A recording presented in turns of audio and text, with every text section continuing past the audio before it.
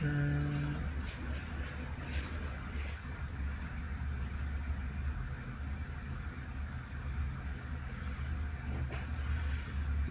okay.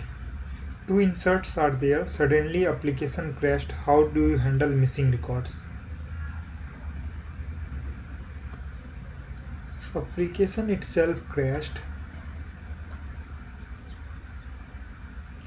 okay.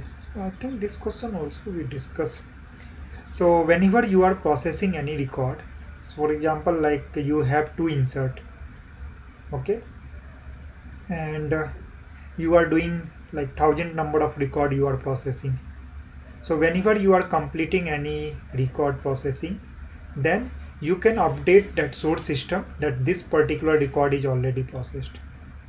So even if there will be application crash or something will happen, when you will start reprocessing, then you will see what all record is already processed that you will skip, and you will take only like either new record you will take or you will take failed record. So you can do processing in this way. So that's mean like whenever you process any record successfully, you need to update source system for that particular record, like this record is processed. I Sorry, can you please come again? For example, you are getting 1000 record in your request from source system. It can be file, database, anything, and you are Okay. processing that record. You are doing Okay. two insert operation. Okay. Okay. So if you are successfully completing two insert, then what you can do, you can update source system that particular record is processed successfully. Okay. And you can use XCA transaction also. If one will be processed and another will be failed, then automatically it will revert first one also. Okay, so first thing, you need to make both the database call, insert call in XCA. Second thing, after processing particular record, you need to update source system that this record is processed, and if there will be any failed record, then you need to update that is failed record. So in next run, what it will do, it will call that, means in next call it will search how many records are already processed. It will skip that those record and will do processing of remaining record.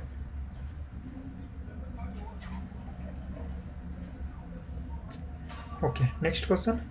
I have an input payload before for each 1 to 3. I have done, okay, this kind of discussion we did for each, parallel for each, every we already covered.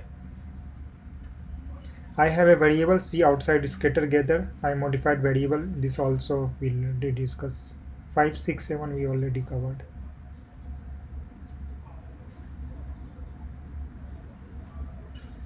I am expecting 100 MB file and input to my payload. Suddenly I got 1 GB. Okay, can anyone want to answer this one? My payload size, file size is 100 MB. Now suddenly I got 1 GB. So what you will do? Miss, Increase. oh, sorry. Yes, correct. So here we need to do vertical scaling since my requirement change, and they will send us too big size. Whatever previously we were processing 10 time of that capacity. So we need to see like which worker will able to support that 10 time bigger file, and we need to select that one. It's not always required. Maybe like whatever worker you have selected initially, that worker has that capacity to process 1 GB also. In that case you don't need, but if you think that worker will not able to handle, then you need to increase, you need to do vertical. Okay, anyone can tell me like horizontal scaling will work there?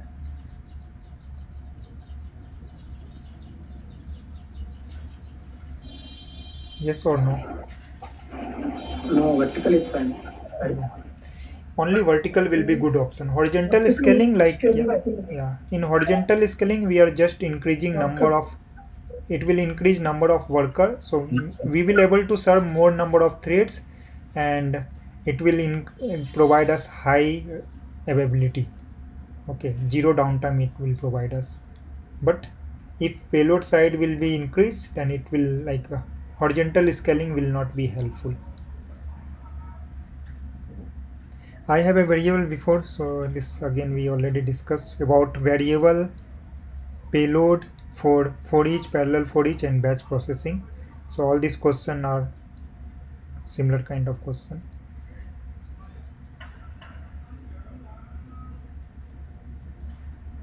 What is this? I have two tables from where I want to retrieve data which are not dependent on each other. Then how do I handle it? Okay. So we are calling two database which are independent of each other. Anyone want to answer this? How you will design your API in this case?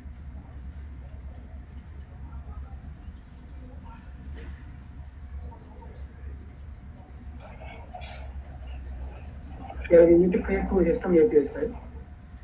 System API, yeah, that should be fine. Let's assume we are inside system API. We are calling two database. Then how you will handle this? How you will call this? Parallel processing. How? How you will do You parallel? categorize.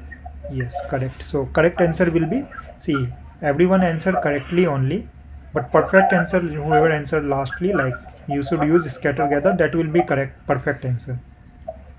Okay, if you will answer this perfect like this scatter, we will use scatter gather and we will do both database call at a time only, then it will create good impression. Okay, so try to find perfect answer and then give it. I am getting multiple similar requests from end user. I have rate limiting policy 100. Okay, anyone want to answer this? What we can do in this question 12? Caching. Yes, correct. So here whatever external call we are doing, we will do inside caching component. So what it will do? So for first request, it will go to external system and it will store inside cache data. In next time, whenever same request will come, instead of calling external system, it will take from cache. But again, cache will have some time. After some time, it will expire. So again, after expiration time, same request will come. We will call external system. But within expiration time, even if there will be thousand time we will get same request, every time we will get from cache. So it will help us in many way, like our API performance will be good. Calling external system and getting data from cache, there will be huge difference in timing, like processing time. Okay, next, in batch processing I have 100 record and 10 records failed. I want to send it failed record status to end user.